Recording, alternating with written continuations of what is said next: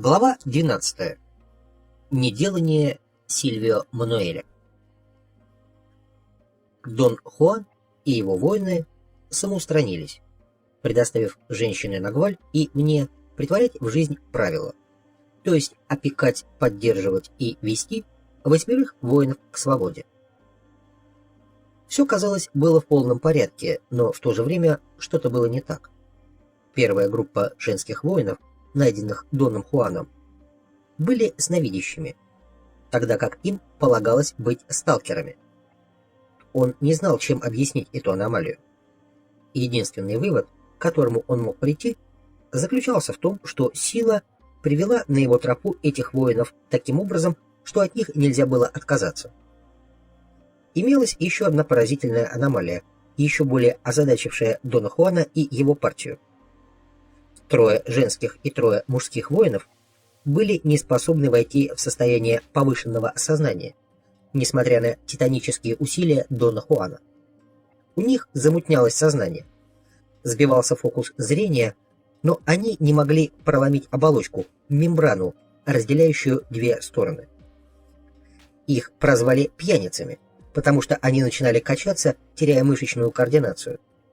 Только Курьер Илихио и Лагорда достигали необычайной степени осознания, особенно Илихио, который был на равных с любым из воинов Дона Хуана. 3 девушки сблизились между собой и образовали устойчивую единицу. Также поступили и 3 мужчин. Группы из 3 человек, тогда как правило предписывало 4, были чем-то зловещим. Число 3 – символ динамики, изменения движения и, самое главное, обновление. Правило больше не служило картой. И тем не менее было совершенно невообразимо, чтобы где-то вкралась ошибка. Дон Хуан и его воины были убеждены, что сила не делает ошибок. Они пытались решить этот вопрос в своих сновидениях и в своем видении. Они допускали, что, может быть, чересчур поторопились, и не видели, что эти 3 женщины и 3 мужчин являются непригодными. Дон Хуан признался мне, что он усматривал здесь 2 взаимосвязанных вопроса. Первый – прагматический, проблема нашего присутствия среди них. Второй касался надежности правила. Их бенефактор внушил им уверенность, что правило охватывает все, с чем может столкнуться воин.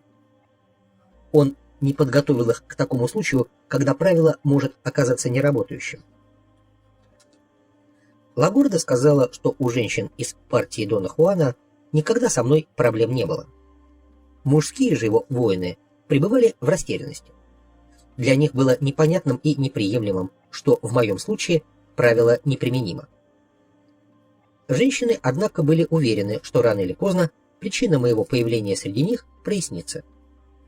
Я наблюдал, как женщины не поддавались эмоциональному замешательству и, казалось, были полностью безразличны к тому, чем все это закончится. Они как будто без всяких разумных оснований заранее знали, что мой случай все-таки подчиняется правилу. В конце концов, я помог им тем, что принял свою роль. Благодаря мне и женщине Нагваль, Дон Хуан и его воины завершили свой цикл и были почти свободны. Ответ пришел к ним через Сильвио Мануэля. Его видение открыло, что Хинарос и сестрички не были непригодными. Скорее, я был не тем Нагвалем, в котором они нуждались. Я не был способен вести их, потому что имел конфигурацию, не укладывающуюся в схему, данную правилом, конфигурацию, которую Дон Хуан, как видящий, проглядел. Мое светящееся тело создавало видимость 4 отделов, тогда как в действительности их было только 3. Существовало другое правило для того, кто назывался трехзубчатым Нагвалем. Мой случай относился именно к этому правилу. Сильвио Мануэль сказал, что я подобен птице, взращенной теплом и заботой других птиц. Все они должны были помочь мне, также и я со своей стороны был обязан сделать для них все возможное, хотя и не подходил им. Ответственность за меня Дон Хуан взял на себя, поскольку это он ввел меня в их среду. Но мое присутствие среди них вынудило их максимально выкладываться в поисках ответа на 2 вопроса. что я среди них делаю и что в связи с этим нужно делать им. Сильвио Мануэль очень быстро нашел решение, как вывести меня из их среды. Он принял на себя руководство этим планом, но поскольку у него не было ни терпения, ни желания, чтобы лично иметь со мной дело, он предоставил Дону Хуану действовать вместо него. Целью Сильвио Мануэля было подготовить меня к тому моменту, когда у меня появится курьер, носитель правила, применимого к трехзубчатому нагвалю. Он сказал, что в его задачу не входит раскрывать эту часть правила. Я должен ждать, пока не придет нужное время, и точно так же должны ждать все остальные. Существовала еще одна проблема, увеличивающая путаницу. Она касалась Лагорды и косвенно меня. Лагорда была принята в партию воинов как южная женщина. Дон Хуан и его воины подтвердили это. Казалось, она принадлежала к той же категории, что и Сесилия, Делия и другие женщины-курьеры.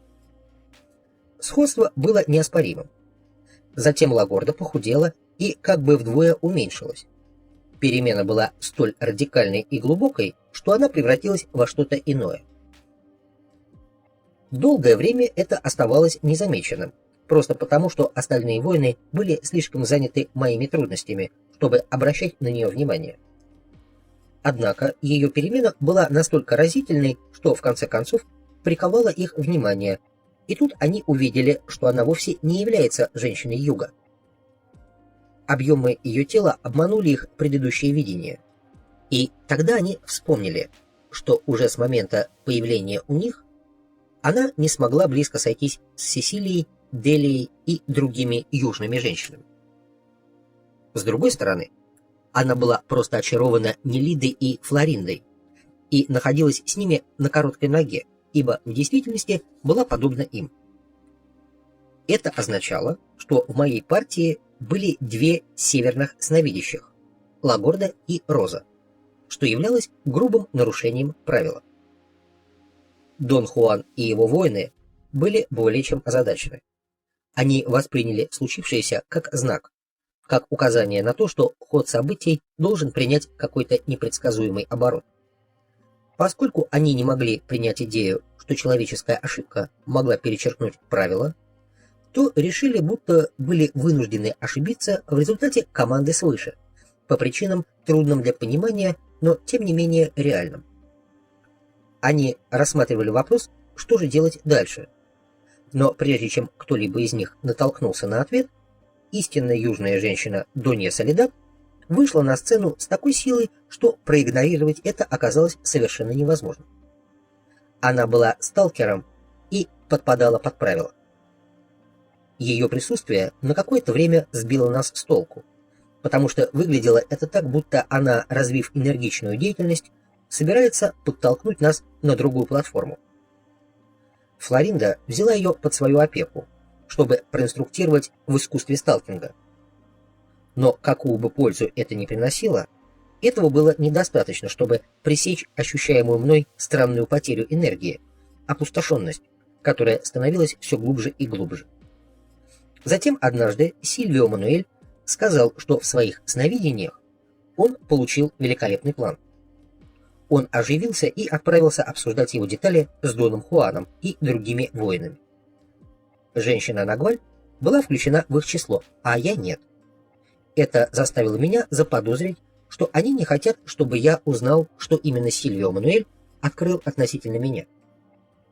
Я выложил им свои подозрения. Все расхохотались, за исключением женщины Нагваль, сказавшей, что я прав. Сновидения Сильвио Мануэля открыли причину моего присутствия среди них, но мне придется покориться своей судьбе, а это значит не знать сути моей задачи, пока я не буду к этому готов. В ее тоне была такая непререкаемость, что мне оставалось только безоговорочно принять все, что она сказала. Я думаю, что если бы Дон Хуан или Сильвио Мануэль сообщили мне то же самое, я не принял бы этого так легко. Она сказала, что не соглашалась с Сильвио Мануэлем, считая, что меня следует информировать об общей цели их действия, хотя бы для того, чтобы избежать ненужных трений и разногласий. Сильвио Мануэль намеревался подготовить меня к моей задаче, введя меня во второе внимание непосредственно. Он планировал ряд смелых действий, которые должны были обострить мое осознание. В присутствии остальных он сказал, что берет на себя руководство мною и что помещает меня в свою область силы, в ночь. Объяснения, данные им, заключались в том, что в его сновидениях ему предстал ряд неделаний. Эти неделания предназначались для меня и Лагорды, как исполнителей, и для женщины Нагваль, как наблюдателя. Сильвио Мануэль испытывал благоговейный страх перед женщиной Нагваль и мог говорить о ней только с восхищением. Он сказал, что она обучает себя сама. Во всем она могла действовать на равных с ним или с любым из воинов Нагваля. Ей не хватало опыта, но она могла манипулировать своим вниманием, как пожелает.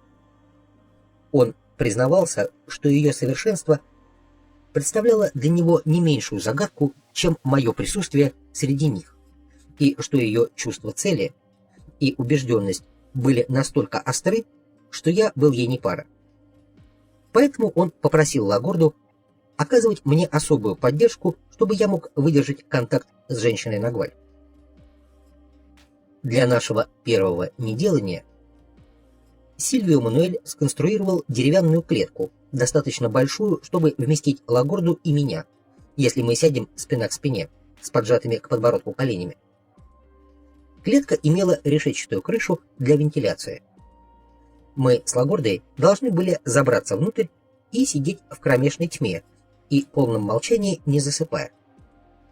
Он начал с того, что запускал нас в ящик на короткое время, а затем, когда мы привыкли к этой процедуре, увеличивал время, пока мы не смогли проводить в ней всю ночь, не двигаясь и не засыпая.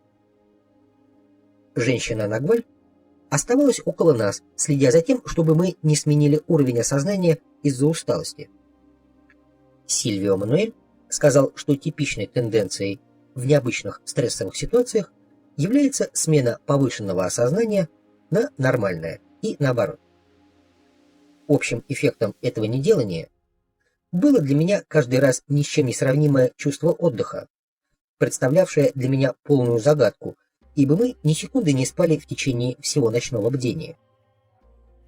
Я связывал это чувство с пребыванием в состоянии необычного осознания, но Сильвио Мануэль сказал, что дело не в этом.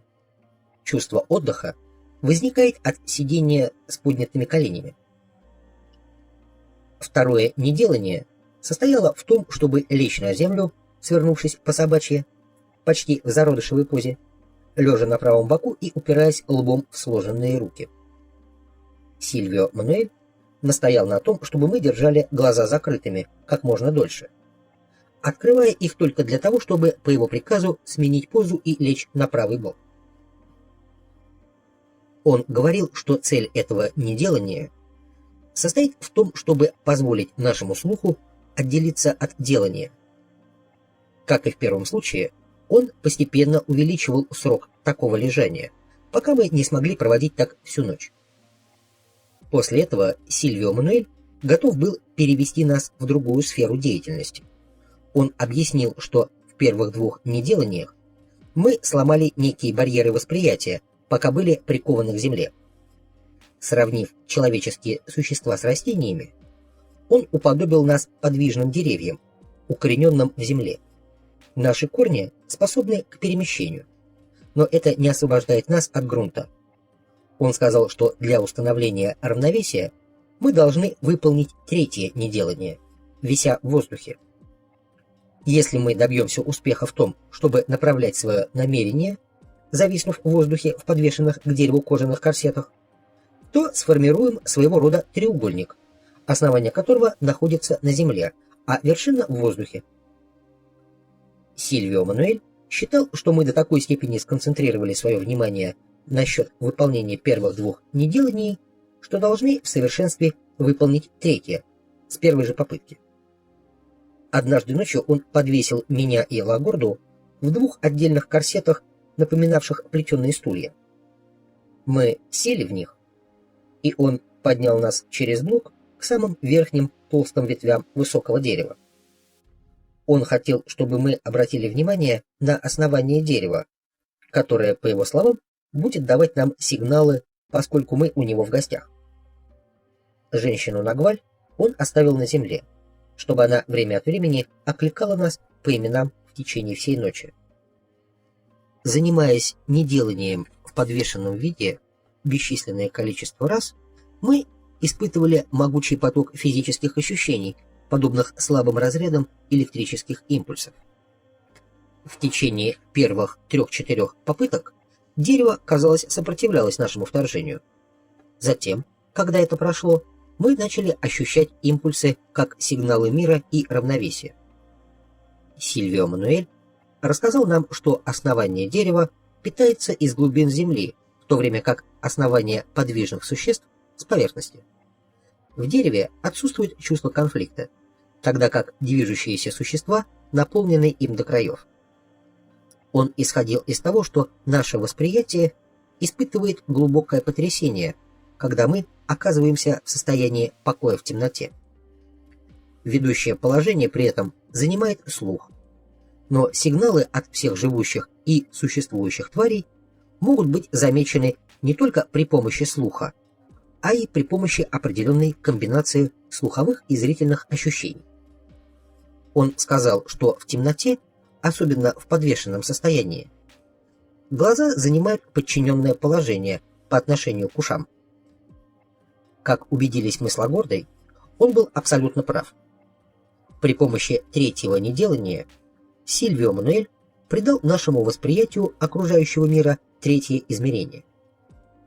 Затем он сказал, что следующий комплекс из 3 упражнений неделания будет значительно более сложным. Они будут иметь отношение к поведению в ином мире. Обязательное требование здесь состоит в доведении до максимума эффекта упражнений перемещением времени действия в вечерние или предрассветные сумерки. Он рассказывал, что первое неделание второго комплекса включает 2 стадии. На первой мы должны привести себя в самое обостренное из наших состояний повышенного осознания, чтобы можно было заметить стену тумана. Когда это будет достигнуто, наступит вторая стадия, на которой мы должны заставить стену тумана перестать вращаться, для того, чтобы проникнуть в мир между параллельными линиями. Он предупредил, что его конечной целью является поместить нас во второе внимание без всякой интеллектуальной подготовки. Он хотел, чтобы мы учились его тонкостям безразумного понимания того, что именно мы делаем. Он исходил из того, что магический олень или магический койот управляют вторым вниманием вообще без интеллекта.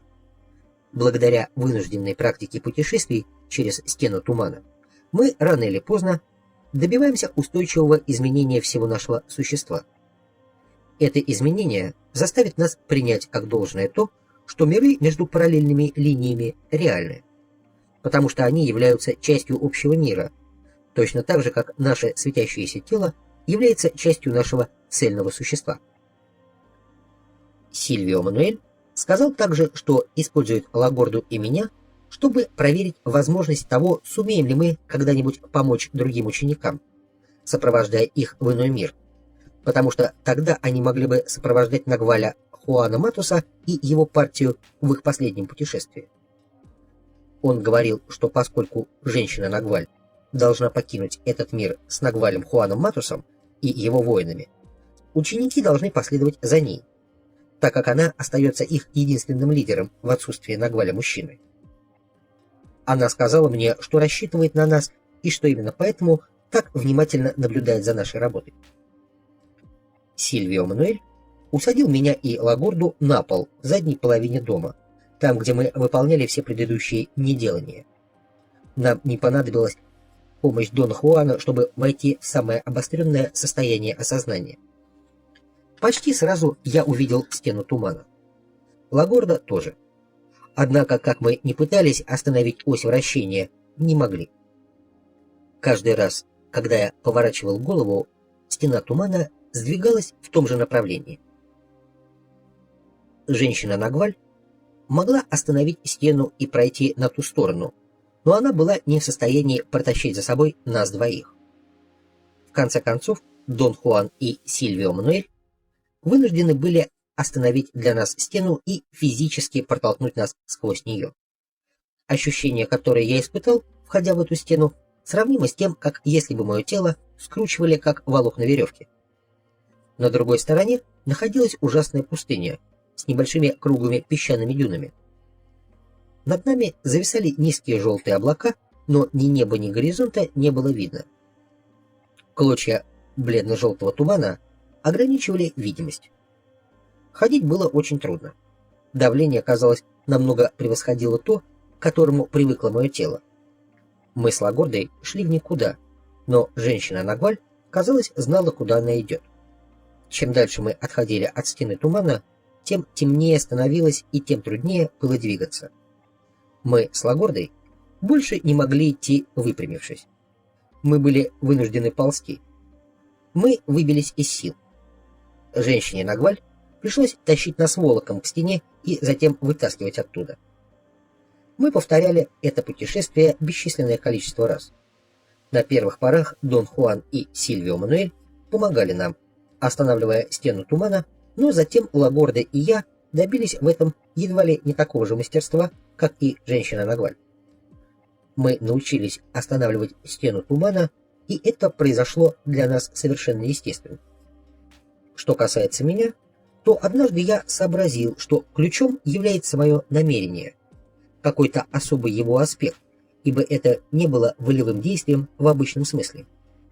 Это скорее было интенсивное желание, фокусировавшееся в центре моего тела, своеобразная нервозность, от которой по телу пробегала дрожь, превращаясь затем в силу, которая не остановила стену, но заставила какую-то часть моего тела непроизвольно повернуться на 90 градусов вправо. В результате на мгновение у меня стало два поля зрения. Я видел мир, разделенный надвое стеной тумана, и в то же время я смотрел прямо на толщу желтых испарений. Последнее поле зрения взяло верх, и что-то толкнуло меня в туман и сквозь него. Кроме этого, мы научились смотреть на окружающую местность, как на действительность. Наши путешествия приобрели для нас такую же реальность, как экскурсии в горы или морская прогулка на яхте. Пустынная равнина с подобными песчаными дюнами-буграми стала такой же реальной, как и любая другая часть мира. У нас с Лагордой было такое ощущение, будто мы провели между параллельными линиями уже целую вечность. Однако мы не могли припомнить, что же с нами там происходило. Вспоминались только ужасающие моменты, когда нам надо было возвращаться в мир повседневной жизни. Это всегда были мгновения страшной тревоги и неуверенности. Дон Хуан и его воины с большим любопытством следили за нашими потугами. Единственным, кто не соприкасался с нашей деятельностью, был Элихио. Хотя он и сам был несравненным воином, он не принимал участия в нашей борьбе и не помогал нам. Лагорда сказала, что Элихио удалось прикрепиться к Эмилито и таким образом непосредственно к Нагвалю Хуану Матусу. Его никогда не беспокоили наши проблемы, так как войти во второе внимание и путешествовать там для него было все равно, что глазом моргнуть. Лагорда напомнила мне день, когда необычайные таланты Элихио позволили ему обнаружить, что я не их человек, задолго до того, как кто-нибудь хотя бы заподозрил истину. Я сидел на заднем крыльце дома Висенте в Северной Мексике, когда внезапно появились Эмилито и Элихио. Все принимали как должное, что Эмилито должен был исчезать на длительное время. Когда же он вновь появлялся, то каждый опять-таки считал само собой разумеющимся, что он вернулся из путешествия. Никто не задавал ему никаких вопросов. Он докладывал о своих находках сначала Дону Хуану, а затем любому, кто хотел его послушать. В тот день все выглядело так, будто Эмилито и Элихио только что вошли через черный ход. Эмилито, как всегда, кипел. Элихио, как обычно, хранил спокойствие и бесстрастность. Я всегда думал, когда видел их вместе, что утонченность личности Эмилито подавляла Элихио и делала его еще более замкнутым. Эмилито прошел вглубь дома, разыскивая Дона Хуана, а Элихио приветствовал меня. Он положил руку мне на плечо и прошептал, что сломал оболочку параллельных линий и теперь может путешествовать в такое место, которое Эмилито называл великолепием. Элихио начал мне что-то объяснять насчет этого великолепия, но я никак не мог его понять. Казалось, мой ум способен фокусироваться только на периферии этого события. Окончив свои объяснения, Элихио взял меня за руку и поставил посреди дворика так, чтобы я смотрел на небо со слегка поднятым подбородком. Он стоял справа от меня в той же позе. Он велел мне расслабиться и падать назад под тяжестью моей макушки. Что-то схватило меня сзади и потянуло вниз. Позади была пропасть. А затем я внезапно оказался в пустынной равнине с дюноподобными холмами. Элихио хотел, чтобы я следовал за ним. Он сказал, что край великолепия находится за холмами. Я шел с ним, пока не устал так, что больше не мог идти. Он бежал впереди меня без всяких усилий, как если бы был невесомым. Остановившись на вершине большого холма, он указал на него, затем сбежал вниз и попросил меня заползти на этот холм, за которым, по его словам, находился край великолепия. Он был, пожалуй, не дальше полуметра от меня, но я не мог продвинуться ни на сантиметр. Он пытался затащить меня на холм, но не мог даже сдвинуть с места. Мой вес, казалось, увеличился в сотни раз. В конце концов, Элихио пришлось позвать Дона Хуана и воинов его партии. Сесилия подняла меня на плечи и вынесла оттуда. Лагорда сказала, что это Эмилито подтолкнул Элихио к таким действиям со мной. Эмилито действовал в соответствии с правилом. Правило требовало, чтобы он показал мне свою находку. Я помнил, с каким нетерпением и страстью Элихио предпринимал последние усилия, чтобы я смог стать свидетелем великолепия. Я помнил также его печаль и разочарование, когда ему это не удалось. После этого он никогда со мной не заговаривал. Мы с Лагордой так увлеклись своими путешествиями за стену тумана, что совсем забыли об ожидавшей нас следующей серии неделаний Сильвио Мануэля. Он сказал, что это неделание может быть опустошительным, и что оно состоит из пересечения параллельных линий с Хинарос и сестричками прямо ко входу в мир полного осознания. Он не включил Дунью Соледад, потому что его неделания предназначались для сновидящих, а она была сталкером. Сильвио Мануэль добавил, что ждет от нас, чтобы мы познакомились с третьим вниманием, после того, как он вновь и вновь будет помещать нас к подножию орла. Он объяснил, что путешествия воина в пустынную равнину с дюнами являются подготовительными, как бы первым шагом для действительного пересечения границ. Чтобы проходить за стену тумана, находясь в состоянии повышенного осознания, требуется лишь небольшая часть нашего полного осознания, тогда как для телесного перехода в иной мир необходимо задействовать все наше существо. Сильвио Мануэль решил использовать мост как символ настоящего пересечения. Он говорил, что мост находится рядом с местом силы, а места силы являются расщелинами, проходящими в иной мир. Он считал, что мы с Лагордой получили достаточно силы, чтобы выдержать взгляд орла. Он заявил, что моим личным долгом является собрать этих трех женщин и помочь им войти в самое обостренное состояние осознания. Это самое меньшее, что я мог бы для них сделать, поскольку я, возможно, и являюсь тем фактором, который сводит на нет их шансы на свободу. Он перенес время нашего действия на предрассветный час, на утренние сумерки. Я старательно пытался заставить их сместить уровни осознания, как это делал со мной Дон Хуан. Поскольку я не имел представления, как управлять их телами, или о том, что в действительности должен с ними сделать, то закончил тем, что начал лупить их по спине. После нескольких убийственных попыток вмешался, наконец, Дон Хуан. Он подготовил их, насколько это вообще было возможно, и передал мне, чтобы я загонял их, как коров, на мост. Моя обязанность состояла в том, чтобы переводить их через мост одного за другим. Место силы находилось южнее нас. Очень благоприятный знак. Сильвио Мануэль планировал перейти первым, подождать, пока я передам их ему, а затем толкнуть нас всей группой в неведомое. Сильвио Мануэль прошел через мост в сопровождении Элихио, который даже не взглянул на меня. Я удерживал 6 учеников тесной группой на северной стороне моста. Они были перепуганы, вырывались из моей хватки и бросались в рассыпную в разные стороны. Мне удалось одну за другой поймать всех 3 женщин и передать их Сильвио Мануэлю. Он удерживал их у входа в трещину между мирами. 3 мужчин поймать не удалось.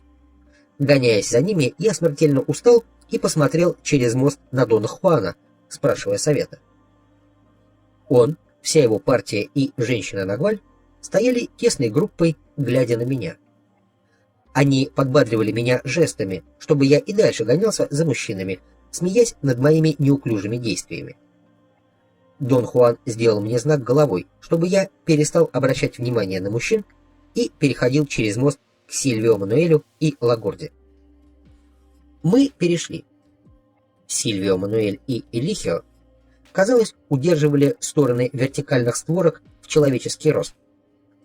Женщины подбежали и спрятались позади Лагорды. Сильвио Мануэль велел всем нам шагнуть в проем. Я повиновался. Женщины нет. За входом ничего не было. Тем не менее, все там было до краев заполнено этим ничто. Мои глаза были открыты, все чувства предельно обострились. Я напрягался, пытаясь что-либо увидеть, но передо мной ничего не было, а если и было, я не мог этого различить. Мои чувства не были привычно разделены. Все пришло ко мне сразу. Или же это ничто пришло ко мне в такой степени, как никогда раньше или позже. Я почувствовал, как все мое тело разрывается на части. Какая-то часть из середины меня рвалась наружу. Я разрывался и отнюдь не в переносном смысле. Внезапно я почувствовал, как человеческая рука выхватила меня оттуда, прежде чем я распался. Женщина Нагваль прошла туда и спасла меня. Элихио не мог двинуться, потому что он удерживал створки входа, а Сильвио Мануэль держал за волосы 4 женщин, по 2 в каждой руке, готовясь швырнуть их туда. Я полагал, что все это должно было длиться с четверть часа, но тогда мне ни разу не пришло в голову подумать о людях на мосту. Время, казалось, каким-то образом остановилось, точно так же, как оно остановилось, когда мы вернулись на этот мост по пути в Мехико. Сильвио Мануэль сказал, что хотя попытка и оказалась неудачной, она, тем не менее, привела к полному успеху, ибо испытанное мной было истинным чувством смерти. «В смерти нет ничего величественного и спокойного», — сказал он, «потому что только после умирания и начинается настоящий ужас. С той же неизмеримой силы, которую ты испытал, орел вытянет из тебя последнюю искру осознания, какую ты когда-либо имел». Сильвио Мануэль подготовил меня и Лагорду к очередной попытке. Он объяснил, что места силы на самом деле являлись своеобразными отверстиями в оболочке, не дающей миру потерять свою форму. Место силы может быть использовано до тех пор, пока человеку хватает силы, собранной во втором внимании. Он сказал, что ключом к тому, чтобы выстоять, присутствие орла, является сила собственного намерения. Без намерения нет ничего. Он сказал мне, поскольку я был единственным, кто входил в иной мир, что меня там чуть не убила моя неспособность изменить свое намерение. Он был уверен, однако, что путем напряженных тренировок все мы придем к тому, что сможем увеличить свое намерение. Однако он не мог объяснить, чем же все-таки это намерение является. Он пошутил, что только Нагваль Хуан Матус мог бы объяснить это, но его-то как раз и нет поблизости. К сожалению, наша вторая попытка не состоялась, потому что я остался без энергии. Произошла скоропостижная и опустошительная потеря жизненных сил. внезапно я так ослабел, что потерял сознание в доме Сильвио Мануэля. Я спросил у Лагорды, знает ли она, что произошло потом, так как сам я ничего об этом не помнил. Лагорда сказала, что Сильвио Мануэль сообщил всем присутствующим, что Орел отделил меня от их группы и что я наконец-то готов к тому, чтобы приступить к исполнению предназначенного мне судьбой. В его планы входило взять меня в мир между двумя параллельными линиями, пока я нахожусь без сознания, и позволить иному миру высосать из моего тела всю оставшуюся и бесполезную энергию. Его идея имела смысл, по мнению всех компаньонов, потому что, согласно правилу, туда можно входить только с осознанием. Войти туда без него означало смерть, поскольку при отсутствии осознания жизненная сила растрачивается из-за воздействия иного мира. Лагорда добавила, что они не брали ее вместе со мной. Однако Нагваль рассказывал ей, что после того, как я остался без жизненной силы и был практически мертв, все они по очереди вдохнули в мое тело новую энергию. В том мире любой, кто обладает жизненной энергией, может отдавать ее другим, вдувая ее в них.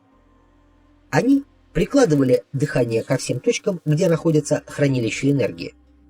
Первым дул Сильвио Мануэль, затем женщина Нагваль. Оставшаяся часть меня была восстановлена всеми членами партии Нагваля. После того, как они вдохнули в меня свою энергию, женщина Нагваль вынесла меня из тумана в дом Сильвио Мануэля. Она положила меня головой к юго-востоку. Лагорда сказала, что выглядел я мертвецом. Она, Хинарас и 3 сестрички были там же. Женщина Нагваль объяснила им, что я заболел, но когда-нибудь вернусь, чтобы помочь им отыскать их свободу, потому что я не буду свободен сам, пока не сделаю этого. Затем Сильвио Мануэль дал мне свое дыхание и вернул к жизни. Вот почему она и сестрички запомнили, что он мой хозяин. Он отнес меня в постель и уложил спать, как будто ничего не случилось. По пробуждении я уехал и не вернулся. Дальше она забыла, потому что никто больше не переводил ее на левую сторону. Она уехала жить в город, где я нашел ее вместе с остальными. Нагваль Хуан Матус и Хинара образовали 2 дома. Хинара заботился о мужчинах, Нагваль Хуан Матус о женщинах. Я отправился спать, чувствуя себя подавленным и слабым. Когда я проснулся, я отлично контролировал себя, был оживленным, полным необычной и незнакомой энергии.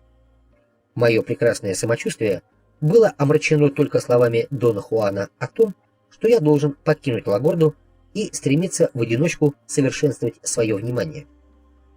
Вплоть до того дня, когда я смогу вернуться, чтобы помочь ей. Он сказал также, чтобы я не боялся и не отчаивался, потому что носитель правила со временем покажется мне для того, чтобы раскрыть мою истинную задачу. После этого дня я не видел Дона Хуана очень долго.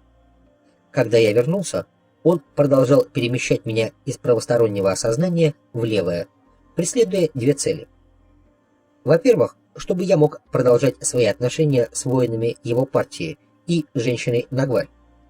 Во-вторых, чтобы он мог поместить меня под непосредственное наблюдение Зулейки, с которой я постоянно взаимодействовал в течение всех оставшихся лет моей связи с Доном Хуаном. Он говорил мне, что причина, по которой он поручает меня Зулейке, состоит в том, что по искуснейшему плану Сильвио Мануэля я должен был получить 2 вида инструкций.